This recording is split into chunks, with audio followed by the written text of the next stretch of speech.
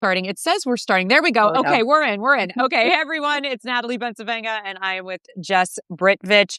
We are back. We've been trying to do regular sort of news roundups because God only knows there is so much to talk about. And today we've got three interesting topics. I'm going to run them down, and then we're going to kick it off, Jess, together. So, 62 million views and counting. I think a lot of us have been hearing that number lately. CNN investigation is pulling back the curtain on something really disturbing and largely hidden in plain sight. We're going to talk about what that means here in a moment. Then we're going to shift gears a little. We're going to talk about the age of Instagram and TikTok that's now favoring Catholicism. And as a recovering Catholic, I got a lot to say on this, and I know Jess does too. And then we're going to wrap it up. If anybody paid attention to Coachella, which of course is like the place that all the celebs want to be. Sabrina Carpenter brought out a very special surprise guest, Madonna, the Queen, okay? But the backlash on Madonna was really fascinating and I think revealed something about us as a nation. So we're going to talk about that. But let's kick things off from the top here. A CNN investigation is pulling back the curtain on something deeply disturbing and largely hidden in plain sight. Reporters recently uncovered a global network of online communities where men are openly sharing advice, tactics, and content centered around drugging and sexually assaulting women. Many times these women are their romantic partners. One site hosted over 20,000 user-uploaded sleep videos of men recording women while they are asleep or sedated. If this conversation is triggering to you, if you are a survivor of sexual abuse, or if this is just too much, please come back in about 10 minutes when we shift gears to a different topic, because this is going to be kind of graphic. They were live streaming these events, and men were paying $20 to watch women be drugged, in case you were wondering how much your life was worth. These are not isolated cases. These are organized spaces spread across mainstream platforms and encrypted apps where abuse has become normalized, encouraged, and now even taught. And what makes this even more alarming is how accessible it is. This isn't just the dark web. That's what I first thought, and it's not, and we're going to talk about that. It's happening on platforms that millions of people are using every single day, with users exchanging tips, videos, and strategies for also avoiding detection. So the investigation raises many questions, and Jess, I want to get your thoughts here in a moment, but I just want everybody to ponder this. If it's happening out in the open, how much are we missing that's not being shown, and who is being protected? Jess, when you saw this story come out of CNN, 62 million views and counting, what were your initial reactions, and were you surprised?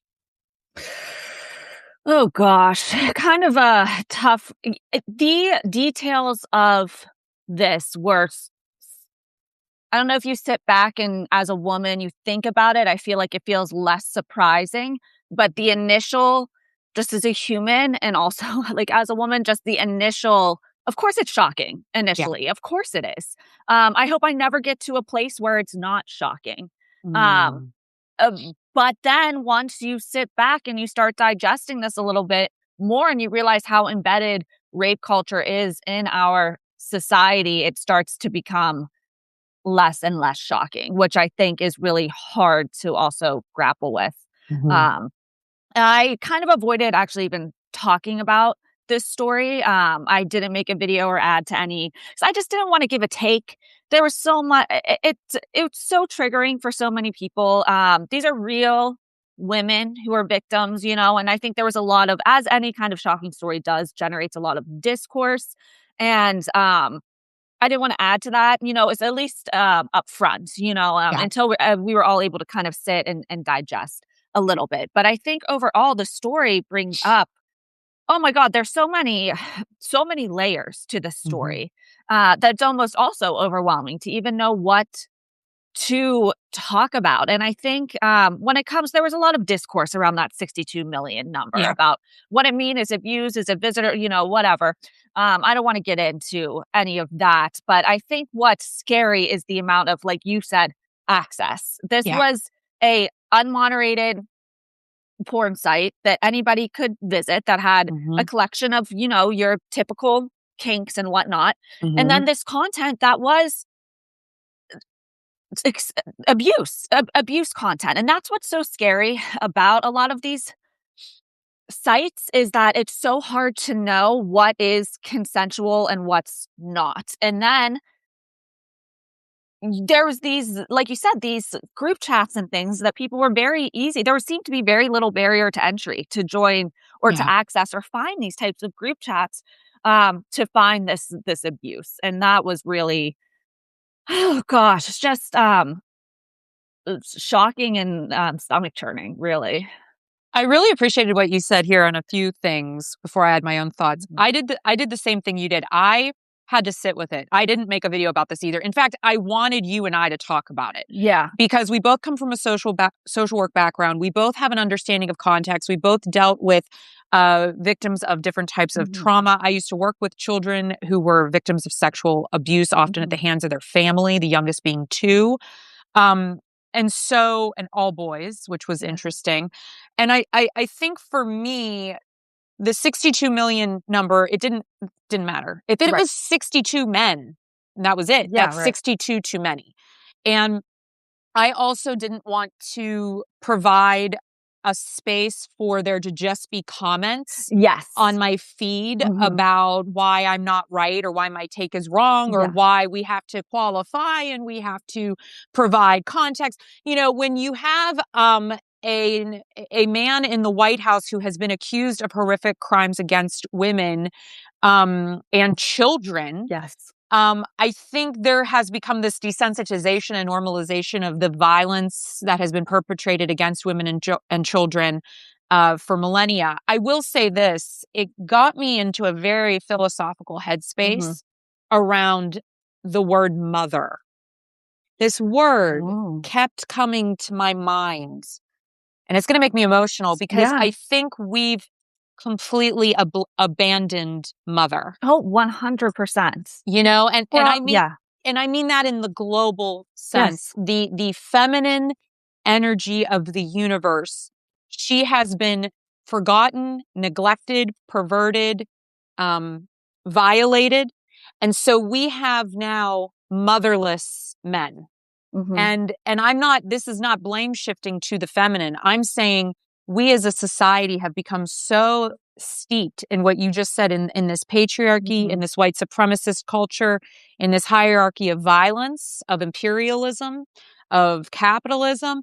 We have forgotten mother. And I think she is screaming Hmm. at us. And to me, this investigation was not that shocking because if you recall a few years back, that woman from, she was a French woman and her husband had done this. And I think while she slept, other men violated her. It was a Disgusting. Yeah. horrific story. And to me, it was like, what are we doing? Right. Like, Right. what the hell are we doing? And I think there's so much discussion around intimate partner violence as well. I think it was really telling that these are men who clearly these women trusted or, were in these intimate, committed relationships with. And that's something that gets missed so much, especially whenever we're talking about sexual assault, we're talking about rape, we're talking about violence against women. Yeah. It's always this narrative about the scary men in the alleyway or Yeah. whatever, the othering of. I mean, even we see with immigrants, how individuals talk about immigrants. These are people in your home who you've welcomed into your home, who are violating you, who are exhibiting or who are practicing violence against women. Mhm. And I think just the whole way we talk about violence against women, it's just we have to completely rewrite how we Mhm. talk about these things. Yeah. And here's another.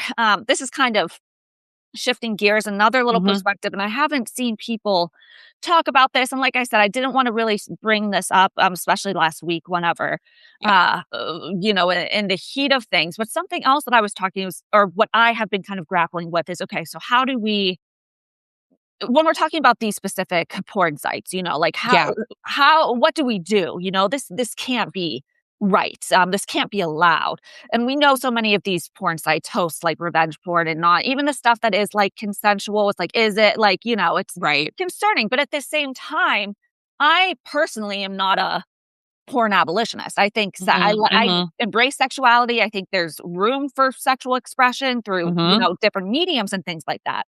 But whenever you hear stories like this, it's very easy to want to be like, we have to regulate these sites. And Yeah. I don't disagree.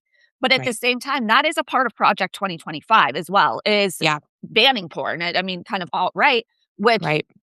fine. But the thing is, once we start, not fine, but like, once we start implementing kind of this, we start talking about regulation of pornography.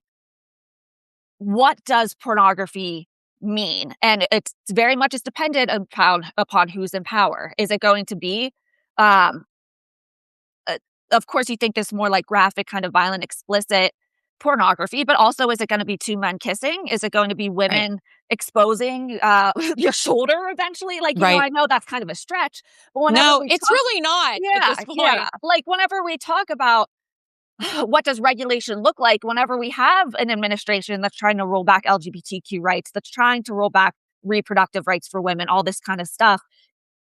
I don't want to use to see this story implement policies that are going to further harm women. Well, And that's what concerns me too. yeah, and I love that you went there because here's where my mind goes on. There's just two things. Porn has become so accessible that it's only a matter of time before the only way these men get off is through violence because Right. they are so desensitized. Oh, I've watched all these categories. Well, what's over here? Mhm. It's not enough. And we've seen how the pornography culture um, has made it so men aren't even engaging or enjoying consensual sex with their partners because it's not weird enough. It's not graphic enough. It's not violent enough to get an arousal. That is a porn addiction. And I think that addiction has led us down this road. We've completely sort of mishandled, what these tools, right? These are all Mhm. tools for intimacy could be used for. So that's the first thought I have. The second thought is, Jess, instead of regulating the porn industry, which I think people can debate about all day, we even Right. had Karen said it's a slippery slope of what Yeah. constitutes obscenities, and that's exactly what you said.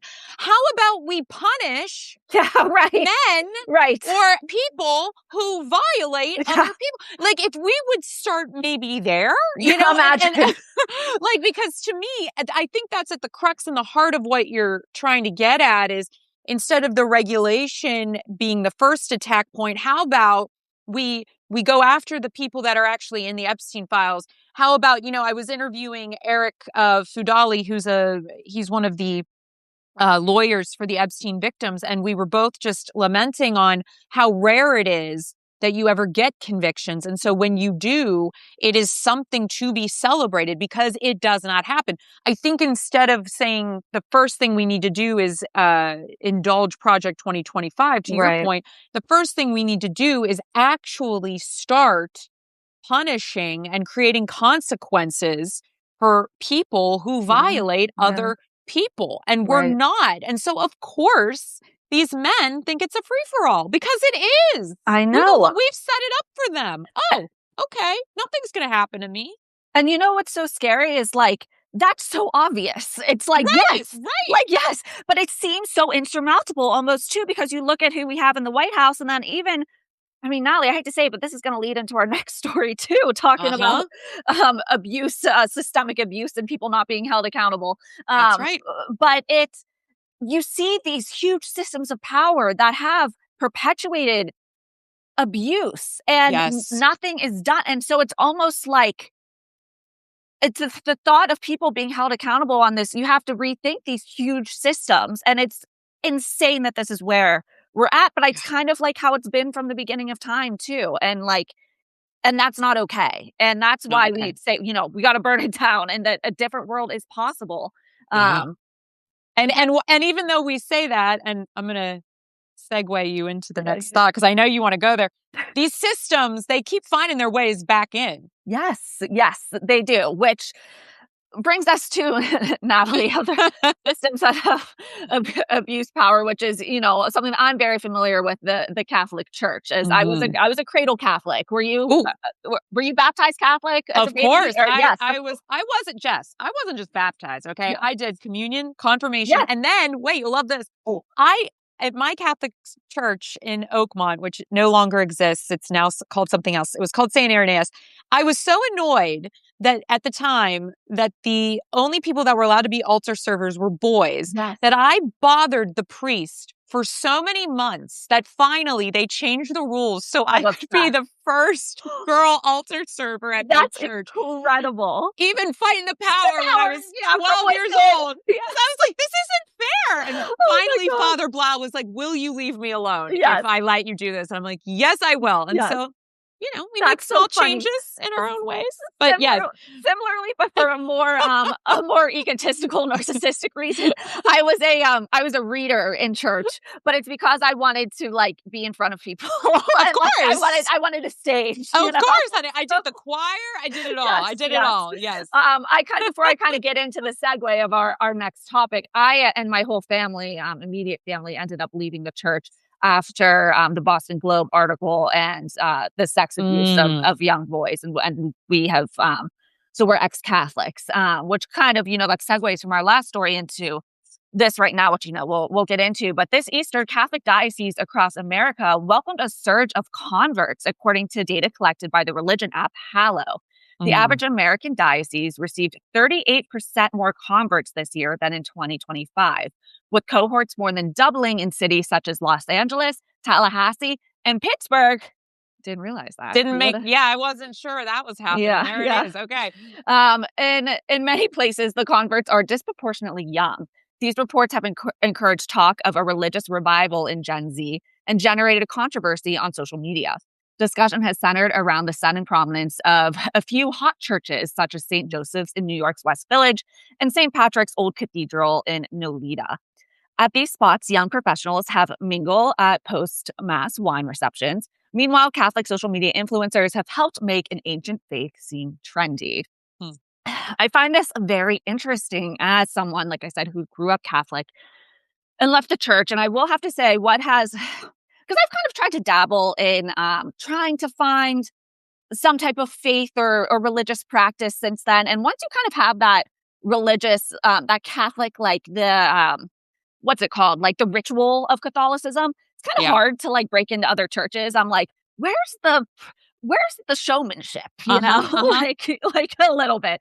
So I do see, especially we are the Liberace of Christianity. That's for sure. A little razzle dazzle. I need some baba boom here. I need you throwing water. I need like the priest singing hymns. The saints. The stained glass. And I think that is unfortunately like what's not important. But like with social media, and you see these Catholic influencers, there is like an aesthetic of Catholicism that I think is attractive to young people. But overall, this past few weeks for me have been really interesting in how the discussion around the back and forth between the Pope and Trump, JD Vance, and like this kind of idea of the Catholic Church being seen as almost more like progressive. That was not my personal experience growing up Catholic. I walked out of sermons whenever they started talking about like anti-abortion stuff or whatever.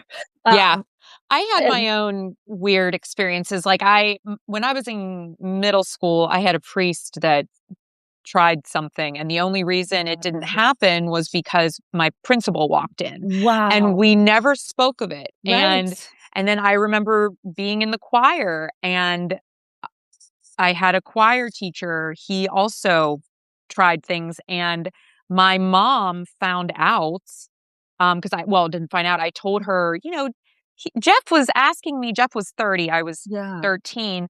Jeff was asking me, about his marriage, and he was telling me a lot about his wife and how pretty I am and how his wife, and my mom, and I didn't know this, but one day he just stopped speaking to me.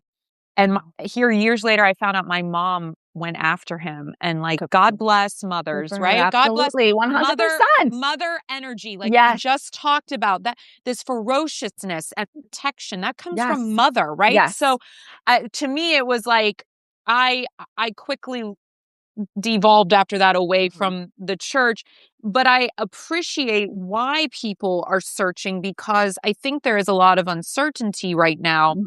And so I say to people, if you're looking for connection to something bigger than yourself, sit in the forest, sit in a park, meditate on what is around us in the natural world. I think the further we've become disconnected to that space and the larger the spirit of the collective, the easier it is to get pulled into these patriarchal systems that promise you something but do not really deliver on that. Because don't get it wrong, the church is one of the largest patriarchal, Amen. systems Yeah. out there. You know what I thought Mhm. was interesting in this little read up to, or this little report, was the mention of post mass wine receptions, and I think Mm. people are looking for community, and Totally.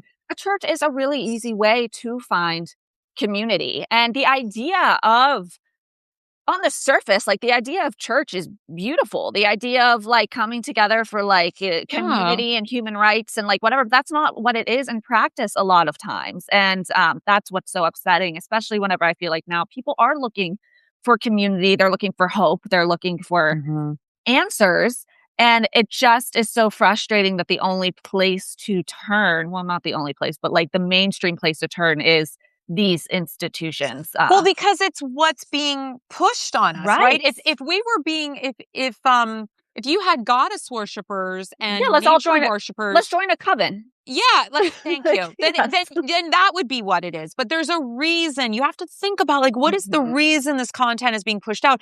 And you got a lot of backlash sort of Natalie. speaking to that. Oh, I love when this happens. I love when this happens because you never know what's going to get people Never riled up. know. And Nat sometimes it's a prairie dress. Yes, Natalie, I get on my Instagram and I will say some of the most, like I said, like, controversial, kind of, like, hot takes. I made, like, an off the cuff video, and it was kind of a joke. I mean, it was like, I was This is always serious, how it but goes. also, like, it's kind of a joke, and it was just up. I went to the mall the other day. I was in Nordstrom, and every single dress was this, like, Mm. milkmaid style, hem below the knee, like, very trad wife looking Little House on the Prairie dress. And, like, it wasn't like one or two. It was everywhere. And Nordstrom carries a lot of different styles, and it was Yeah. like that was like all you could find. And Mhm. so I just made a video with a couple snapshots of these dresses and said the trad wife agenda has taken over the mall. People absolutely lost their minds. Flipped. I was scrolling your Oh comments. my I was like, god! what is going on here? Oh Like, my god, people are. you hit a nerve, honey bunny. And what I was trying to say, I made a follow-up video, kind of explaining where I was coming from, because at first it was kind of a joke, but then people got so aggressive in my comments. I was like, it's actually not a joke. It actually is deep. You're And like, actually, now I'm upset. actually, yes, You've all yes, pushed me too far. yes, Well, exactly. and there is something to be said for people love to police women's appearance, 100%. the way that women dress. Yeah. And before we move on, can you share with Karen? She wants to know what were some of the comments, Oh my because gosh. this will lead well into our next Yes. topic anyway. People really, well, there was these aren't trad wife dresses. These are whatever. Or it was kind of twofold. It was people mad that I called this style of dress a trad wife dress, and then it was individuals saying, there were some crazy things like, not all of us want to dress like a expletive, expletive, expletive. I'm glad that there's, whatever. And I kind of was explaining it's not about individual people's choices. It's not. Sure. I have these dresses. It's not about We all individuals have a cute shopping. prairie sundress, Yeah, okay? absolutely, absolutely.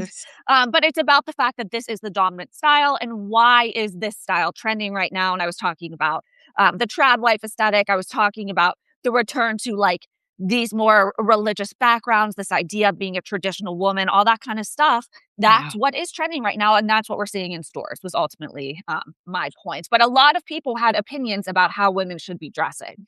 And listen, those opinions, no matter your age, whether you're 12 years old, because we know how early it starts, all the Right. way till if you're in your 60s and 70s, they got a lot to say. And I bring that up for a reason, because we're going to delve into our last topic. If you've just joined me, I'm Natalie Bensveng. I'm here with Jess Britvich. We do these news roundups regularly. Make sure you subscribe to our Substacks. Okay, Madonna, the queen. Mother. The queen. Mother. She was mother before there was. Yeah. She made a surprise appearance at Coachella, appearing with Sabrina Carpenter on stage, wearing a lace corset that Madonna had worn also 20 years ago. Cool. When she was 47, which has since disappeared. That's like an aside that I just saw. They can't find it. So she's like put out a reward, which is wild. Oh my god. I know. So Sabrina is 26 years old, for context. Madonna is 67. There's a reason I'm bringing an age. They performed Like a Prayer, which I want to talk about the context of that. But here's some of the comments that were made about Madonna on social media following her surprise performance that, of course, people like freaked out about and loved.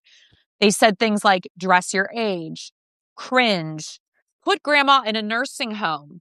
Why is she acting like a 17-year-old? Which was also weird because it's like Yeah, I haven't thought about that, but yeah, yeah. we're going to touch on that. So, Jess, I want to ask you and, of course, our audience, what do these comments say about us? How do we view women, and what are women supposed to be or do at certain ages? Why can she not celebrate her independence, her sense of sexuality, her expression of herself? At what age are we considered our expiration date is Yeah. past our prime? What is a prime? And men don't really have these words associated with them. No. And then let's talk about that male gaze, how Madonna has always perverted that gaze and turned it on its head. Because then if you look at that anti-aging lens, you could be considered a try-hard if you're looking good. And then if you don't look good, You can't you've let win. yourself go. So share with me some of your initial thoughts around what you said or what you saw about what was said about her. Well, I love the performance. I got Oh, chills. It was just like iconic. The so passing of the good. torch, like I loved it. Mhm. But oh my gosh. Well, you know what really frustrates me, just in general, whenever there is any type of discourse about older women or, a lot of times mothers, a lot of times you hear it too. You're a mom now. Like, you're a mom. Don't act like that. Like, put granny in a nursing home, whatever they said. Like, Right. don't be asking, why are you acting like a 17-year-old? And it just absolutely drives me crazy because I think once again, it shows kind of that rape culture. It shows again that Yep. that pedophilia like within culture. But why is it that young women, and I'm talking young women in discourse, are the ones who are supposed to be embracing their sexuality, or that's That what they part. want to see, but yet women, true women, 30s, 40s, 50s, 60s, whatever, who are of the age where we're becoming more confident as we continue to Yeah. grow as women. We have more autonomy, we're growing in society. This is when we should be at our most sexual and expressing our Mhm. sexuality in a way uh, that feels empowering to us as individuals. And that's when it's always critiqued, is whenever it's not placed onto a woman, whenever a woman is taking it into her own hands. You know what I mean? That's the part. Yeah, Because I have to tell you, I'm 42 now, and God, if I don't feel hotter than I've ever felt. I exactly. mean, truly, I think it's because I just don't have any fucks left to give Yeah, on a love lot of it. this. Like, I just don't. And two, it's like I've accepted Yeah. myself in a way that at 22, 23, oh, I look back at those photos of myself sometimes and I'm like, she was so worried about how everyone was thinking about her. And yeah, you may there might be a point in your life where you're like, "Oh, I looked so good then. Why was I so Oh my hard God, I on know, myself?" right? Right? Yeah, yeah. But I think as you get older, you remind yourself, don't do that, because in 20 years you're Yeah, going I'm to gonna look be at saying these the same photos and be thing. like, "Look at that dish." Right. And so I always make it a point of not only talking to myself as I would a friend, but when I'm with my friends, I always make a point of gassing them up, whether it's like the way You they do. You do I that too. really And try. I it's love, means a I lot. think I get that from my mother, because my Yeah. mother always did that. I was really lucky growing up because she never fixated on the physicality. It was always Yeah. about like how you treat other people. But I always saw her interact with her girlfriends and love on them. And I thought, oh, that's how you build sisterhood. And Right. also, like, it just feels good to like make your friends and other Fun. women feel good, because I just don't think people realize how little that actually happens to us. Yes, Feeling good. 100%. Yes, yes. So, I loved it. I mean, Madonna's always gonna get backlash, and Yeah. she knows how to handle it, Yeah. but ultimately I say, do your thing, girl. I love it. And I think it's important too, Jess, and I want to get your thoughts on this as well, because Sabrina has also gotten a lot Oh, of yeah. pushback from the way she approaches her music. Now, whether you like her music or not, it is subversive in the sense that it's really crafted and created for the LGBTQ community and for women. Mhm. And she gets a lot of like hate from men as well. And I think it refers back to this framework, this male gaze, how Yeah. everything is supposed to be for them, this sense of entitlement over Yes. the feminine, over the female body, which goes back up to the first topic Mhm. around that 62 million number, this sense that men own Yes. us. Yes. And any woman that decides to fight that, or in Madonna's case, hold up that mirror, they don't like what they see. And when we look at who, for example, is in jail currently over the Epstein files, it's a woman, Ghislaine Maxwell, who also held up that framework